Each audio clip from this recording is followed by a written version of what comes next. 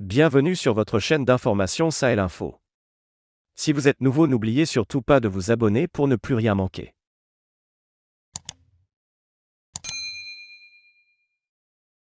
Les forces armées nationales ont neutralisé une vingtaine de terroristes à Pama dans la région de l'Est.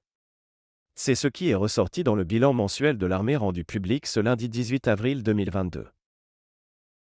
Grâce à l'opération Wagapo 3, dans la région de l'Est, des unités spéciales de l'armée ont neutralisé une vingtaine de terroristes dans les environs de Pama, dans la région de l'Est. Cette opération, lancée depuis 3 semaines, a également consisté, selon le communiqué de l'armée, à des opérations de dépollution.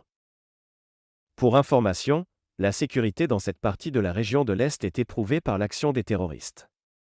Des ressortissants de Pama ont par ailleurs animé plusieurs conférences de presse où ils invitaient les nouvelles autorités à se pencher sur la dégradation de la situation sécuritaire dans cette zone, qui, selon leurs explications, est coupée de ses environs à cause des sabotages des antennes des réseaux de téléphonie et les routes piégées par des mines. Selon un communiqué du ministère de la Défense burkinabé, 3000 militaires seront bientôt recrutés. Une décision qui vise à renforcer les rangs des combattants engagés dans la lutte contre le terrorisme. La nébuleuse fait rage actuellement au pays des hommes intègres. 3000 nouveaux soldats feront leur entrée dans l'armée burkinabé dès le mois de mai prochain.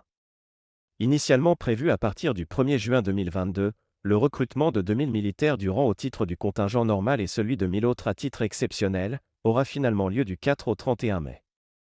Sont concernés par cette décision les chefs-lieux des 13 régions administratives que compte le Burkina Faso.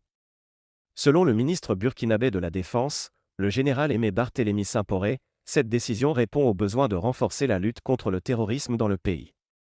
Une action qui passe forcément par renforcement des ressources humaines. L'armée burkinabé compte entre 15 000 et 20 000 hommes dont plus de la moitié sont au service de l'armée de terre. Un nombre qui paraît insuffisant au regard des attaques meurtrières djihadistes perpétrées dans le pays depuis plusieurs années.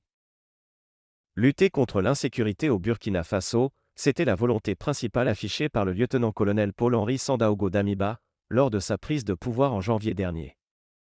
Déjà au cours du mois de mars 2022, le président de la transition burkinabé décrétait un ordre de mobilisation des sous-officiers et militaires du rang admis à la retraite ces 3 dernières années, pour les besoins de la nation.